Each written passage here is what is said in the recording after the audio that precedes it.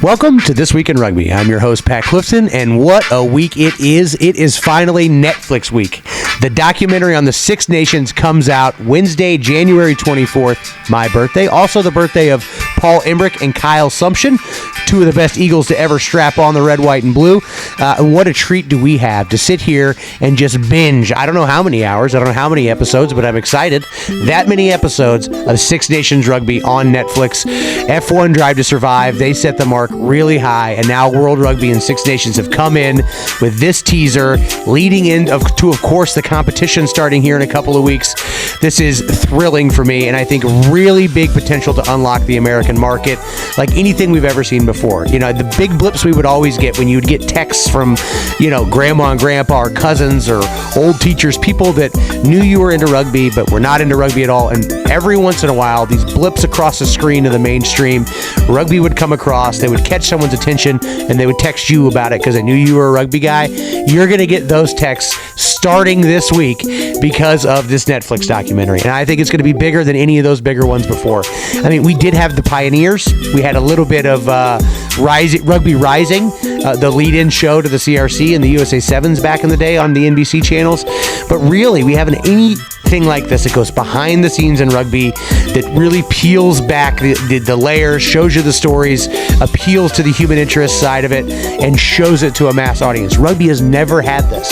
For us, it was always the linear moment, getting a big game here in the United States, like the All Blacks on TV on NBC for a few hours, or the World Cup final in a good window on NBC for a few hours, and maybe we could catch that casual sports fan, but never have we anything like this where it's going to sit there next to quarterback with Patrick Mahomes, next to all these great documentaries, next to everything that people watch, next to Squid Games on Netflix, and have a real opportunity to penetrate the average American eyeball and brain.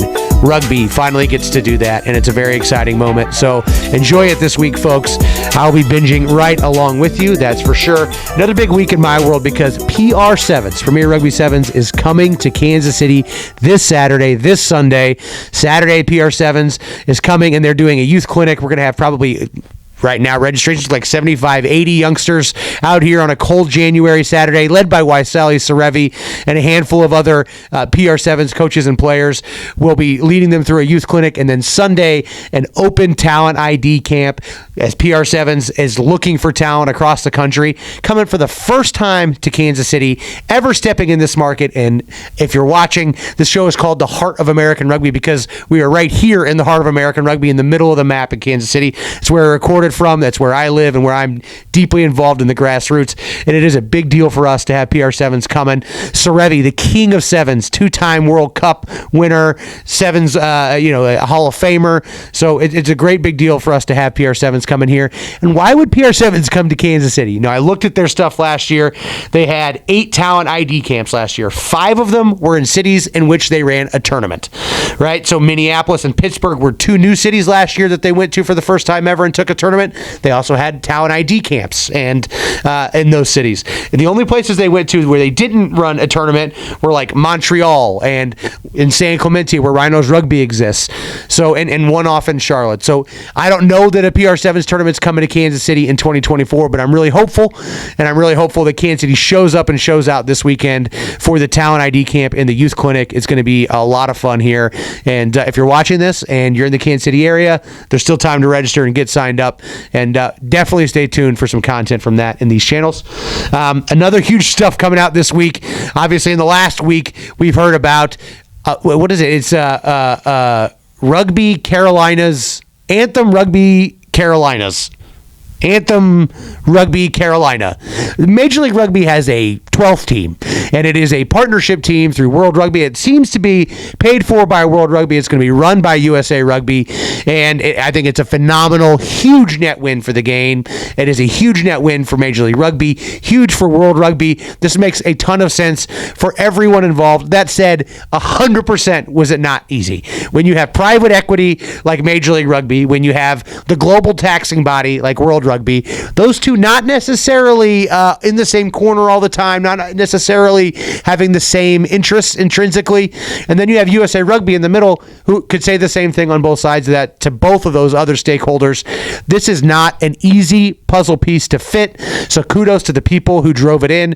Kudos to Scott Lawrence for making this pentagonal peg fit through the square hole and making this work. I think it makes a ton of sense.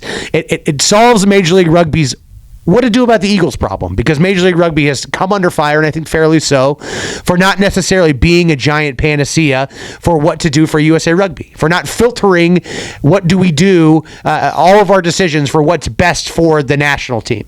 I think a lot of American rugby fans expected that of Major League Rugby when it came along, that it was going to be a driver for the national team. Well, it's not. It's a professional company with a lot of people and private stakeholders who want to get a return on investment, and they do not filter every waking decision that they have through what's best for the national team.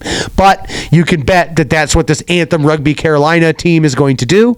And so it's great that now Major League Rugby has a solution for maybe being a little bit too international in its players, maybe a little bit too much of its resources going to international players, and maybe not developing some of that domestic stuff. These are all things that, if you're following along in Major League Rugby social media, that you're not unaccustomed to these storylines. And this is a big win for them. It's also a big win because it helps them stave this kind of contraction story that's been going on. We lost Toronto, we lost New York suddenly between Thanksgiving and Christmas, and here we are in January, and we have a new team to celebrate. We had the LA franchise and their branding come out. The Miami Sharks look healthy, and look, Anthem Rugby Carolinas. And so I think this is a great story. It's great for literally everyone involved. It is huge for American rugby. If the Eagles are ever going to compete in 2031, this will certainly be a huge part of the puzzle. Now, the system's in place. It has to be utilized. You have to do a lot of stuff. There's a lot of work between now and then. The weight room's been built, and this gives a huge opportunity for young Americans to get meaningful game minutes that they have not necessarily been able to do in Major League Rugby, for Major League Rugby franchises who are investing in young domestic talent to have it developed and for it to have a chance to reap the rewards later on, and of course for the national team. And if any of these people are going to reap and swim in the gold like Scrooge McDuck in American rugby that they think they're going to, this World Cup has to be successful. For Major League Rugby to get an ROI and their owners, the World Cup in 2031 has to be successful. For USA Rugby, it has to be successful. For World Rugby, they're making a huge bet too. It also has to be successful. Glad to see all their interests align in this ARC team, though it does leave some questions, right? It begs some questions. What happens after 2031? What happens with this team? And what is the value trade, right? So does World Rugby own a piece of Major League Rugby? Are they a stakeholder? The Chicago Hounds, the first team to come in without buying into the league. And ARC, probably the second team, I would presume, without buying into the league. I would like to know, does World Rugby own a stake in Major League Rugby? And if not, what happens to this team? What happens to this franchise after 2031, after it's been built up and propped up by World Rugby as a vehicle to make 2031 successful? And, the biggest question I have to ask is, what happened to the old model of city, then mascot, like the New York Yankees, Los Angeles Lakers? I don't know what happened to that, but if this was the Carolina Anthems, or even Anthem, I could get behind it. It would make more sense to me. It is a mouthful as it is. I'm not entirely sure I understand it. There was an alternate branding out there, the Charlotte Hawks, on social media. I might have been more inclined to purchase some of that kit than I will be the team that I can barely remember to say. But a huge win for American rugby. Anthem Rugby Carolina.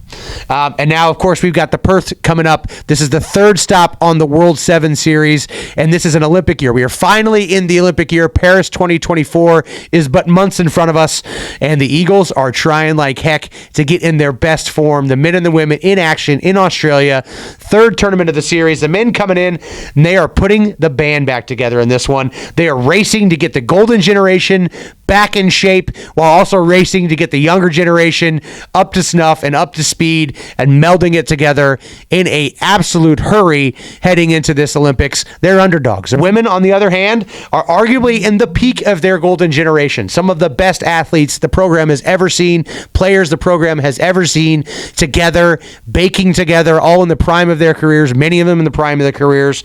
They are coming off of third in the world last year, competitive so far this year. They were in the semifinal in Cape Town. So they had come in with a lot to look forward to. The men, on the other hand, have struggled. They come in 10th place, finished 10th last season as well, but they are getting a lot of these old dogs back onto the pitch for the first time. Joe Schrader, Kevin Williams, Stephen Thomason, Perry Baker, Maka Anufe. That is hundreds of caps making their season debut. They did not play in the first two tournaments. They are back in this one, but still an uphill battle for them. On the women's side, only 4 changes, not quite at the top end of the roster. They don't have all these caps coming in. One of the names that I really like seeing here is Steph Rivetti, the former point guard for Brigham Young. She is a crossover talent that I think PR7s has kind of put back on everybody's radar to be on a Sevens Eagle. I like seeing her back in the list, and Christy Kershey back in the list as well. She's an absolute unit. When her and Alev Kelter are on the same team, we are a really tough team to stop. The men, we got to go against Australia. We are 0-1 against them so far this season in pool play. They are 6th in the world. Ireland, we are also 0-1 against them. They are 5th in the world, 1-2 against Great Britain, even though they are ranked below us. That is a tough pool, deceivingly tough pool. Each and one of those games are a coin flip for the men. On the women's side, we have not played Ireland yet, so it'll be the first time this season. We have not played Japan yet, but we'll be in the favorite in both of those games, and we are 0-1 against New Zealand, who is currently sitting at 3rd in the world. So you like the Eagles to get out of that pool and get into the quarterfinals fairly easily. We'll see. It's a big turning point, a big tournament here in Perth for both of our teams in an Olympic year. Well, that's what we got going on this week in rugby. Keep tuned in here to the Heart of American Rugby. And if you're not watching it on the Heart of American Rugby channels, head over to Instagram, head over to Threads, eventually TikToks probably, and follow Heart of American Rugby if you enjoy this content. Thanks for watching.